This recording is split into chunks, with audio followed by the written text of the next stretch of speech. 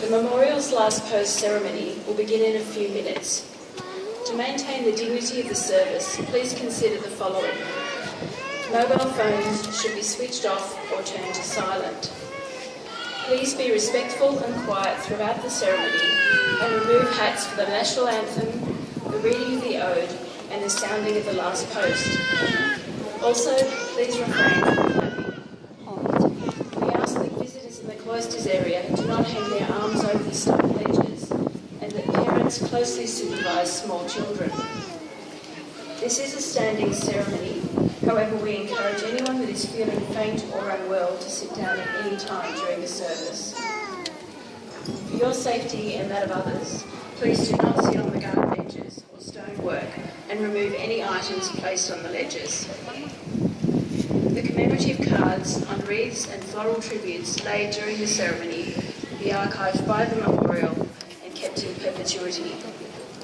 The last post ceremony is broadcast on the Australian War Memorial's website, Facebook Live and YouTube channel. Please feel free to take photographs or film the service, and we encourage you to share your photos to the memorial's Facebook page. Thank you. The last post ceremony will commence shortly.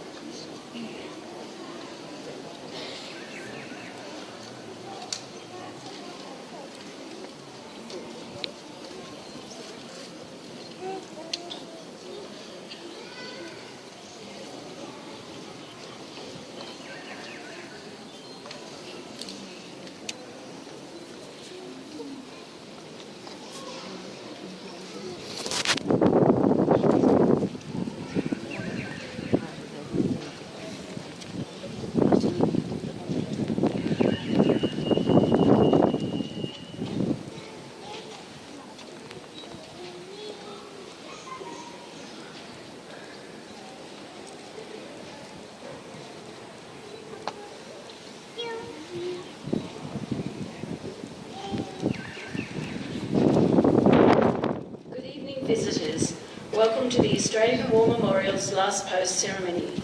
My name is Joanne Smedley, and joining us today from the Australian Army is Warrant Officer Class 2, Joanne Davey.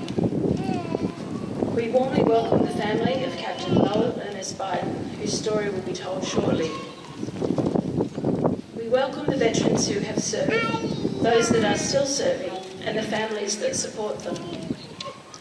We acknowledge the members of RSL and Services Clubs Association, RSL Victoria and RSL Queensland who are watching the broadcast of this ceremony across Australia. During this evening's ceremony, wreaths will be laid at the base of the pool of reflection by family and visitors. Please stand and join in the singing of the national anthem.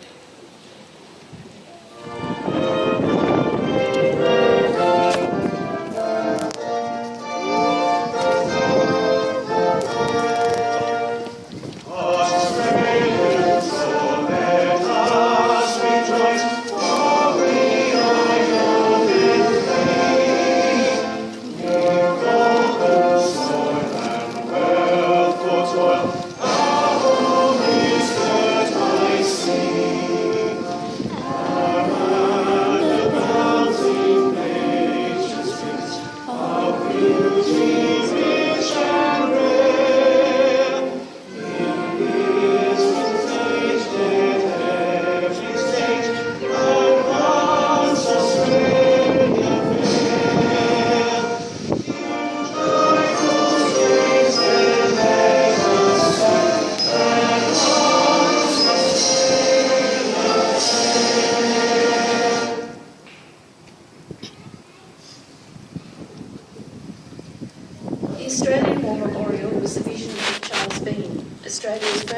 World War official historian.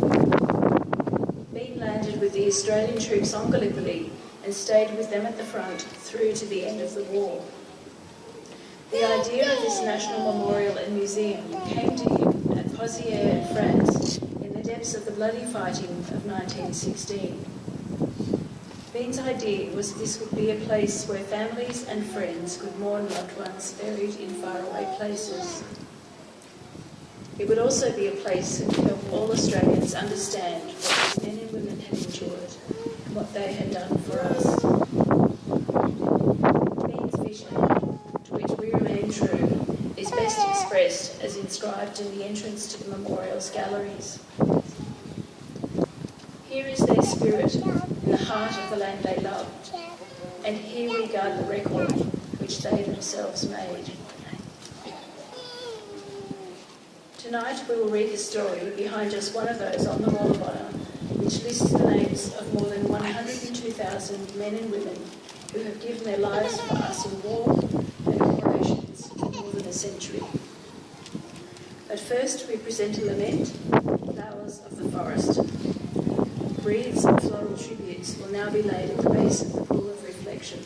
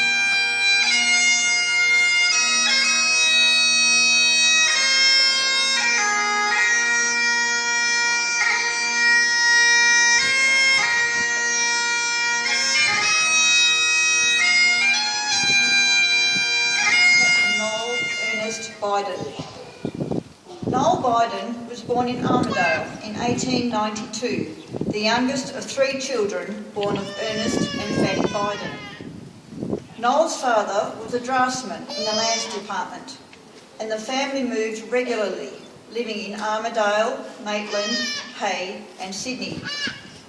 Noel attended Sydney High School, where he proved to be an able student and was a member of the first 15 rugby side. He passed his senior exams with high distinction and was particularly good at maths, winning several medals on the subject. In the outbreak of war, Noel Biden was already a soldier, having set his sights on a military career and entered Duntroon Military College in 1911. He graduated in 1914 with a commission in the Engineers. As a result of his military studies, Biden was commissioned into the Australian Imperial Force almost immediately and began training engineers for overseas service. Lieutenant Biden left Australia on the 18th of October 1914 with the 1st Field Company of Australian Engineers on the troop ship Afrique as part of the first convoy. He arrived in Egypt, where the engineers continued training as well as being employed constructing defences on the Suez Canal near Ismailia. He transferred to the 3rd Field Company Engineers in early 1915 and continued training before being sent to the Gallipoli Peninsula. In the early days at Anzac, the engineers were engaged in establishing a good water supply for the Australian and New Zealand troops. They also established barbed wire defences and occasionally blew up captured guns. Although not playing an attacking role, the engineer companies suffered regular casualties from sniper and bomb fire. They later constructed roads, trenches, piers and landing stages. Biden's family remained unaware of what Biden was doing. His father later complained that, although he wrote home regularly, he practically knew nothing of what he was doing for the army. In July 1915, Lieutenant Biden fell ill with dysentery and was evacuated to Malta, where he took nearly 2 months to recover. During this time in hospital, he received a promotion to captain, but did not return to Anzac until early September 1915. 2.5 months later, he fell ill again, this time with paratyphoid. He was evacuated to Madras, dangerously ill. 4 weeks later, he died of paratyphoid and pneumonia. He was buried at 3 p.m. on the day he died. His friend, Lieutenant Mackay, later wrote to Biden's family, describing how practically the whole of the 3rd Company turned out to attend his funeral and marched the 3 miles to the Portiana Cemetery, where he was buried with full military honours, his own men supplying the trumpeter, firing party and pallbearers. Mackay added, Captain James, who died during the First World War. This is but one of the many stories of service and sacrifice told here at the Australian War Memorial. We now remember Captain Noel Ernest Biden, who gave his life for us, for our freedoms, and in the hope of a better world.